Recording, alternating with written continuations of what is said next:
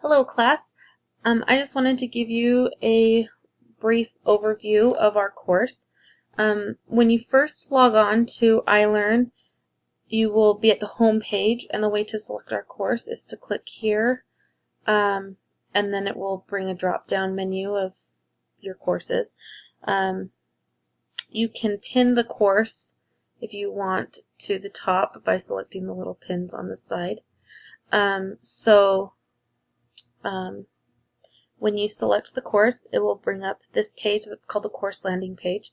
It will tell you the name of the course right here at the top. And the first thing that you need to do, if you haven't done already, is to view this tutorial video that's right here, this link. It will help you learn a little bit more about Pathway Connect, and it will also help teach you some of the basics of iLearn and how to access the course. The next thing on this page that is probably the most important thing is the announcement section. This is where I will be primarily communicating to the whole class, and everything that is in the announcements is important, and you will need that information. If you ever have a question for anything related to the course in general, check the announcements first, because I often will post things there that, as you run into problems later or have questions later about assignments or things, I may have already posted about it in the announcements. At the beginning of the semester, I will usually send out an email that will say, hey, I've posted an announcement, you can check it out. But then as we get further into the semester, by about week 3 or 4, you will just need to be checking the announcements every time to make sure that you've seen the announcements. Alright, so after you've checked announcements, you can click on Content here. And this will first take you to the course overview page. This gives you my information, my email address, my virtual office, and this will be used if you would like to have a face-to-face discussion. There may be some times during the semester that we will meet face-to-face. We use a program called Zoom, and when the opportunity comes to use it, I will do a tutorial on that. But this is where the link is for my virtual office. If you ever want to meet with me, I don't have set office hours. You will just need to send me an email, and then we can set up a time.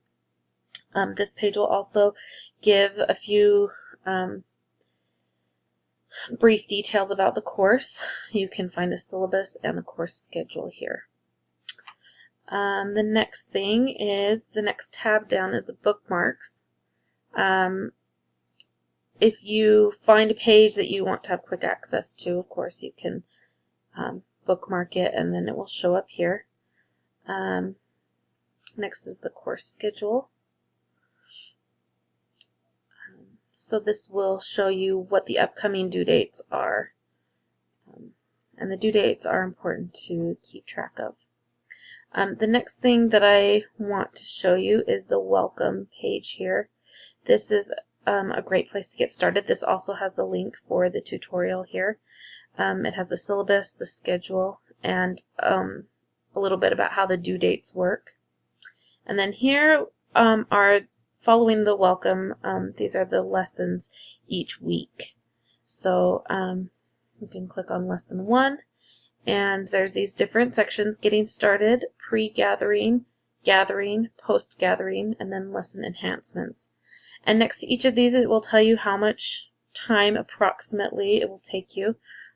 They may not be exactly accurate depending on how quickly you work, but that kind of gives you a general rule for about how long it should take you.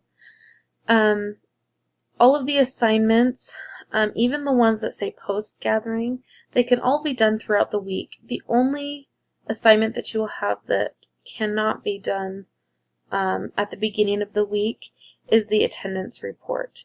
The attendance report is something that you fill out after you have attended your Pathway gathering, and so obviously you can't submit that until you have actually attended the gathering. Other than that, everything else can be done throughout the week. I strongly encourage you to work ahead as much as you can. Get things done early so that if you encounter any problems, we can fix it in plenty of time. You can send me an email and we can fix it.